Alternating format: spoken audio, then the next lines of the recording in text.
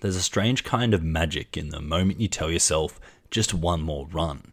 A magic that's got me forgetting what time it is until the early hours of the morning. A magic so scarce in modern games. With every run, every attempt, every new story beat or gameplay development, Hades 2 has me excited for just one more run.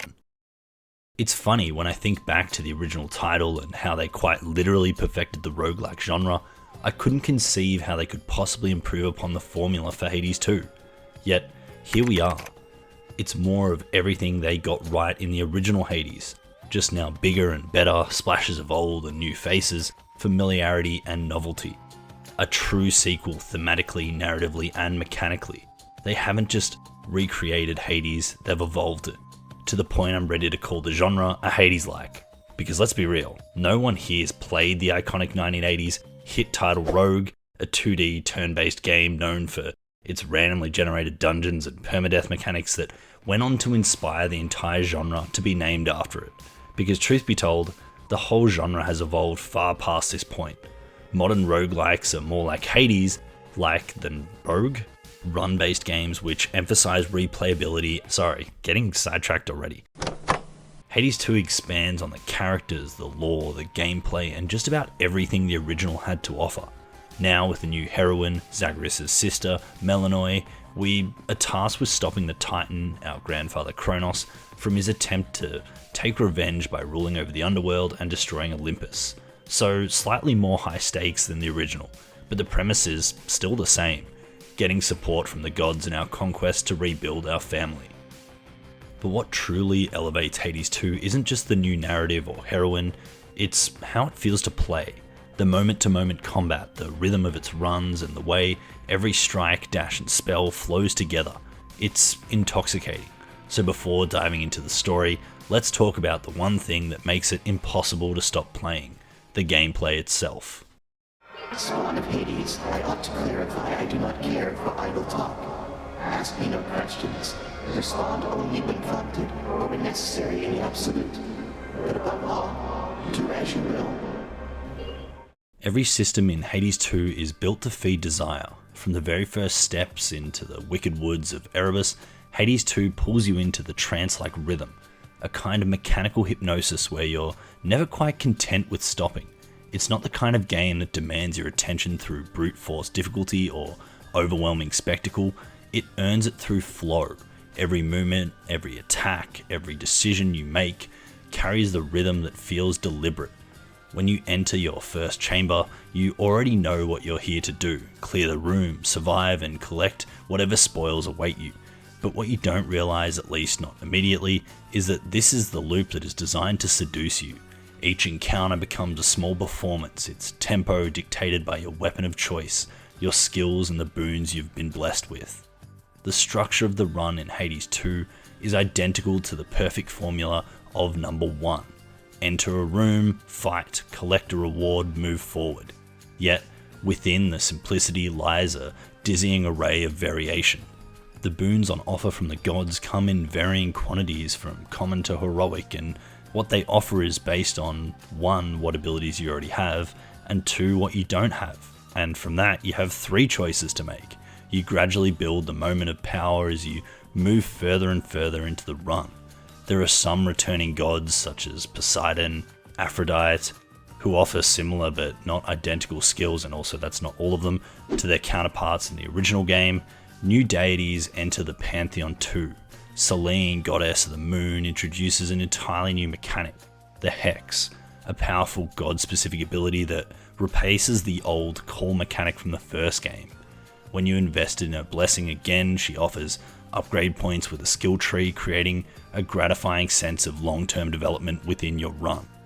It's the kind of system that ensures you never fall into complacency. Each run, each chamber, even the same enemies, all of it feels different because the constellation of powers at your disposal is never the same. You're never approaching the fight in an identical way, at least not in runs back to back, or at least let's say 5 or 10 runs, I reckon. That's what makes the gameplay feel alive.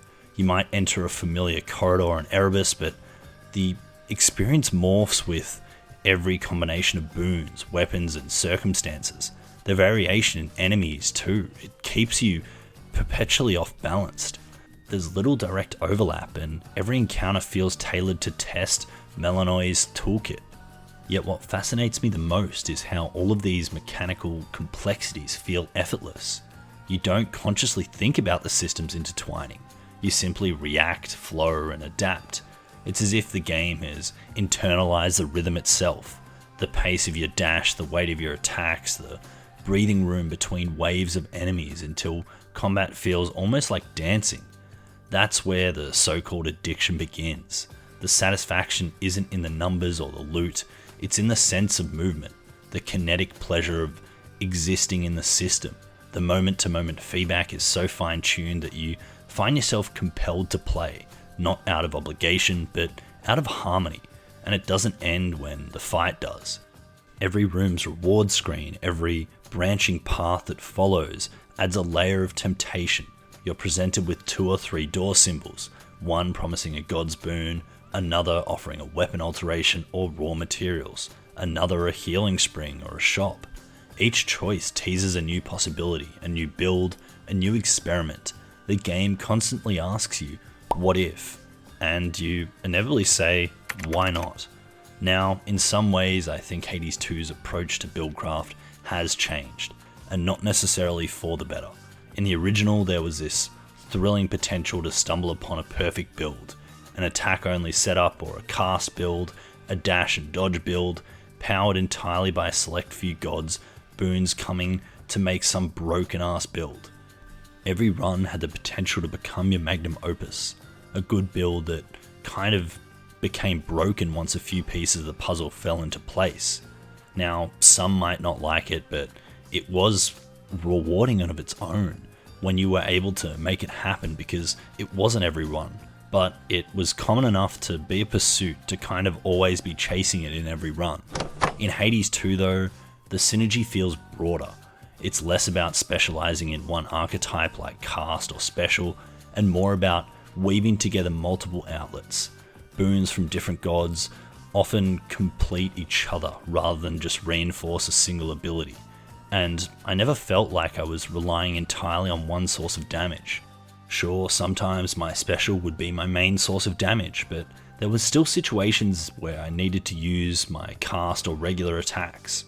It's the one thing I kind of miss from Hades 1, because while it's still fun to make these builds and see how they all link together and intertwine, it just isn't the same to me. Maybe I'm more accustomed to the boons in the original, but I just feel the possibilities were far more enjoyable in the original, at least in relation to the buildcraft, which kind of takes out a bit of the replayability for me, because I'm not getting the quote-unquote god builds as often. I feel less enjoyment in building my runs because that's what I love so much about the original. Bringing it back to Hades 2, every death, every setback teaches you something, not through punishment but through familiarity. When you inevitably fall, you return to the crossroads, Melanoi's version of the House of Hades, and it never feels like regression. There you can spend your resources you gathered on permanent upgrades. The cauldron allows you to brew rituals, unlock new areas, new features, and even story progression. You might enable a fountain in Erebus to restore health mid-run, or summon infernal troves to get more gold in your next run, slightly tilting the odds in your favour.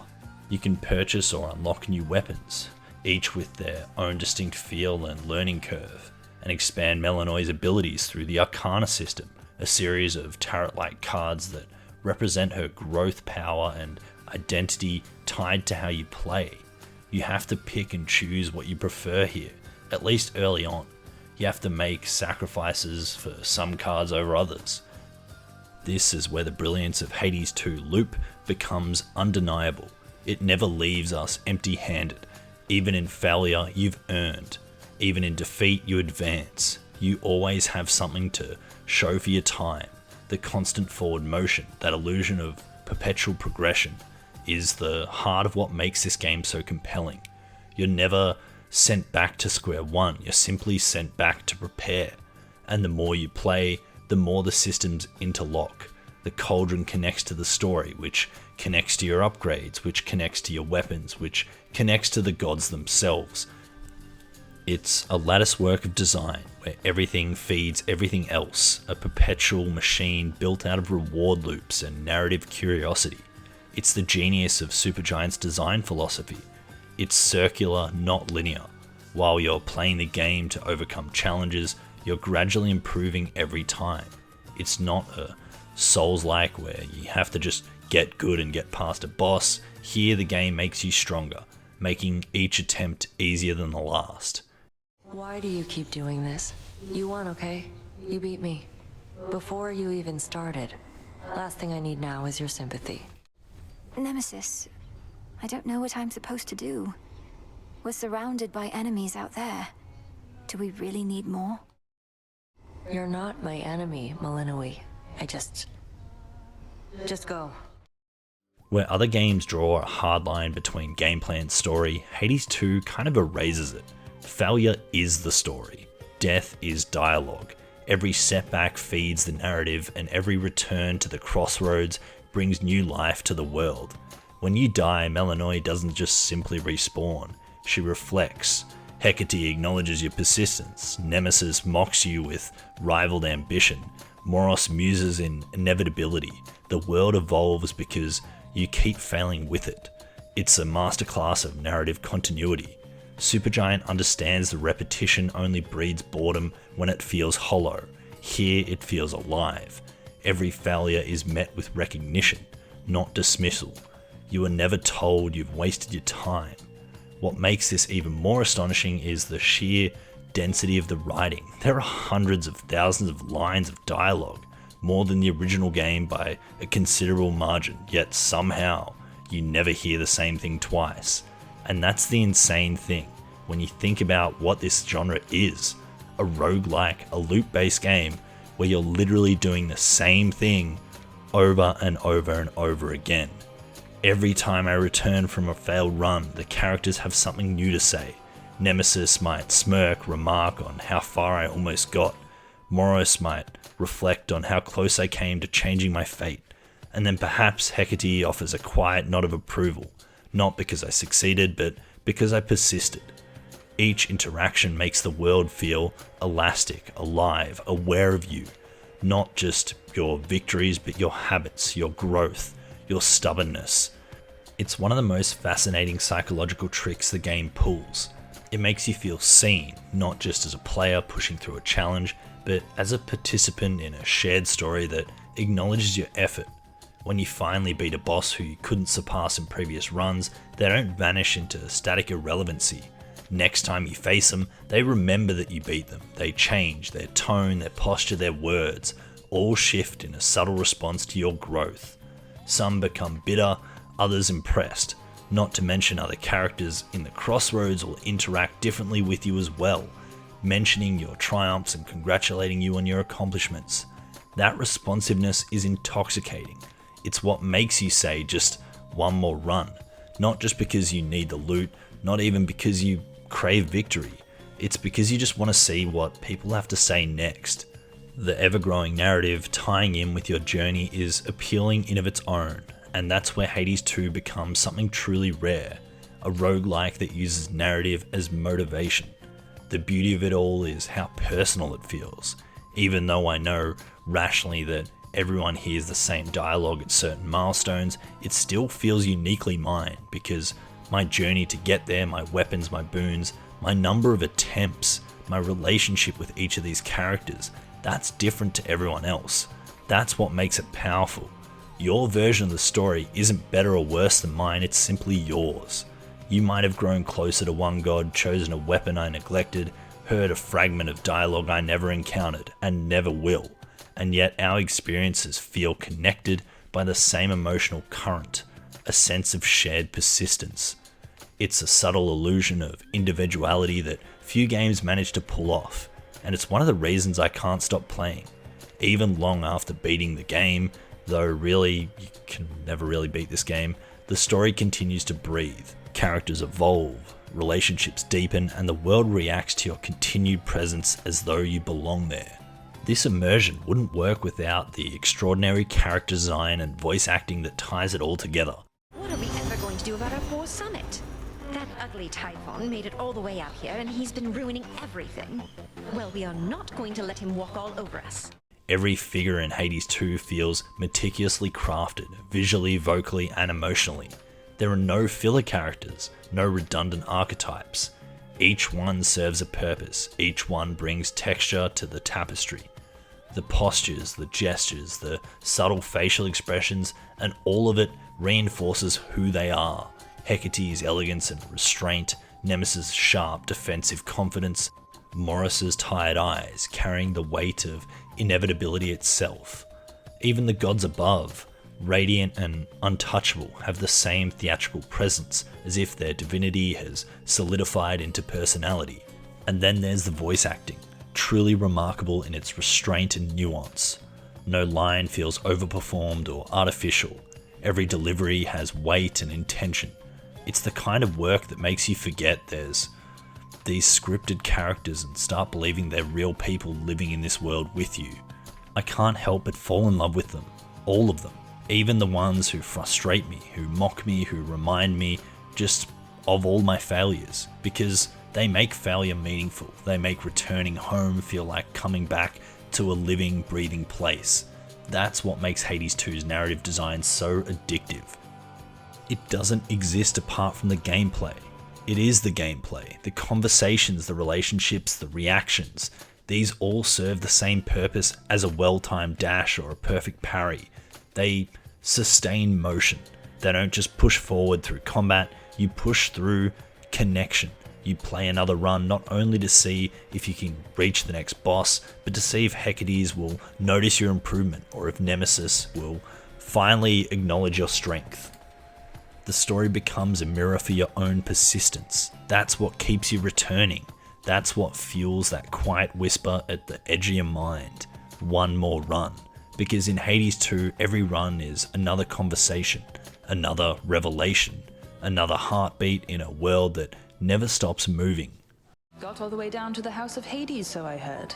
Must be nice having fated authority over the lowest reaches of the underworld. Unless you're Kronos. He was most certainly annoyed.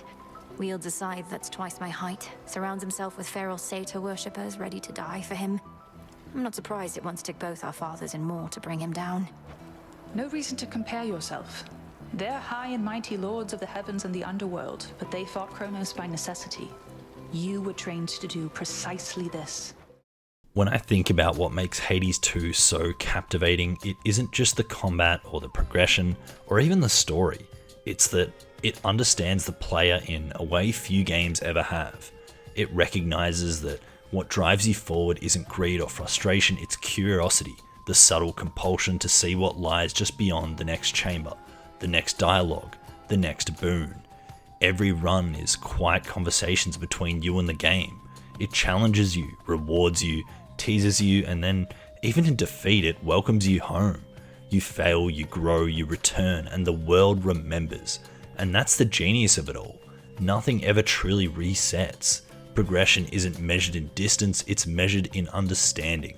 Hades 2's transformation, the repetition that defines its genre into something meditative, something almost sacred. It takes the grind, the failure, the endless loop, and turns it into a reflection of the human condition. We fall, we rise, we repeat, and somewhere in that rhythm, we find purpose. That's why I can't stop playing, because every run feels like a small act of hope, a belief that I can do a bit better in the next run. I can go a little further, see a little more, unlock a little more. And even when I fail, I don't feel punished. I feel invited to try again, to keep moving, to stay in motion.